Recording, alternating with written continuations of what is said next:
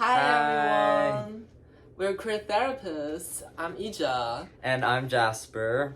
So today we want to have a discussion about demisexuality and what that looks like in queer community. So we're both demisexual, and what does that mean to you? That means to me it's really like I don't feel the same sexual attraction as allosexual people, right? And it really means for me I need to get to know someone to experience that, and also means it's really hard for me to differentiate the platonic attraction, romantic attraction, and sexual attraction. So it gives me a lot of hard time in dating scenarios, let's say. Yeah, it's hard being demisexual with hookup culture Yeah. and representations of sexuality on TV. When you don't relate to that, it can be very alienating. Yeah, and I would say even within the queer community, we are like represented by allosexual people a lot of times. The asexual community is often erased or just not naturally as visually representable as, like maybe kinky culture or gay culture, for example. Yeah. And I recently have some people come to me and ask me questions like, oh yeah, I am demisexual, but I don't really feel belong to, or I don't feel like I am able to call myself as like a member of 2L's LGBTQ plus community, just because I'm worried that I'm taking up other people's spaces. And this is so valid. I feel we just wanted to create some more spaces for, in general, asexuality spectrum and how that looks like.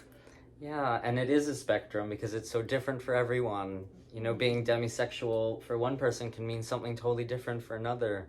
And the ACE spectrum is a spectrum. Yeah. So Jasper, I do have one question for you.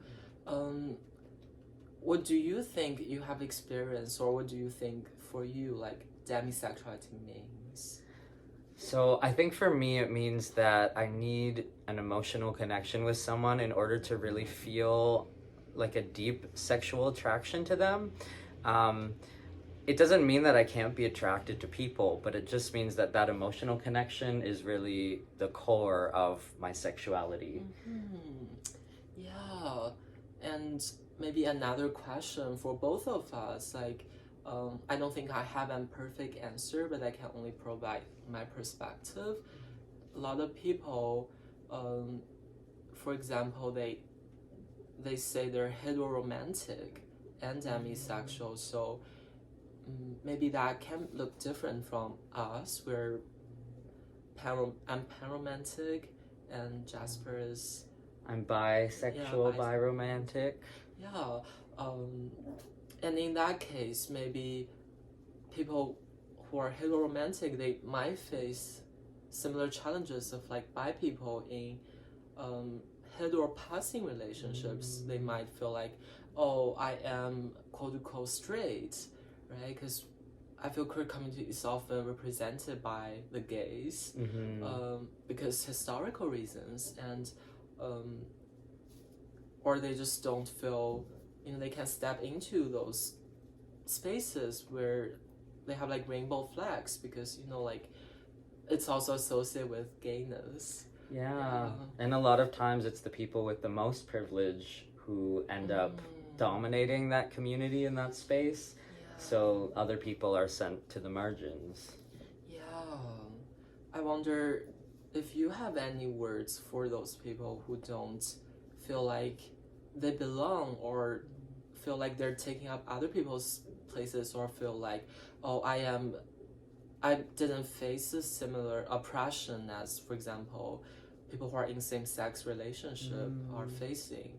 So I'm not sure if I can call myself queer.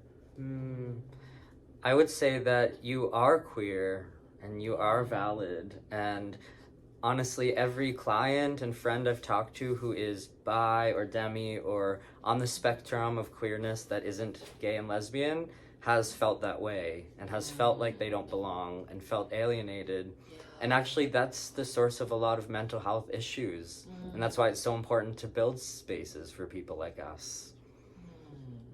Yeah, that's so important. I really feel heard and feel seen. Yeah. Yeah, and for me, I don't know if there's anything I can add, but really, like, growing up, I grew up in mainland China, so it's very much a sexual repressive culture, and I even felt more comfortable or like more aligned with the mainstream attitude towards sexuality as a demisexual person. And for me, there's a lot of confusion, and I definitely had the time thinking, oh, am I just being really conservative, really sexually repressed? But now I realize it's not the case. It's just like we feel attraction differently than allosexual people. Yeah, and I think it's important to know that sex positivity doesn't necessarily mean, you know, hookup culture. It doesn't mean you have to be kinky or poly or any of these things. Or you can be. It just means respecting and appreciating everyone's sexuality and having your relationship with sex and romance in a way that feels authentic and aligned with you. Yeah, that's so true. Being sex positive doesn't necessarily need to be like one way. Sometimes people can reclaim their like sexual liberation by having less sex, or yeah, it's different ways people to connect with their body and with their autonomy. Please leave a message and like us if you like this video, and commenting and just comment what you like to hear more about it. Thank you. Thank you for listening.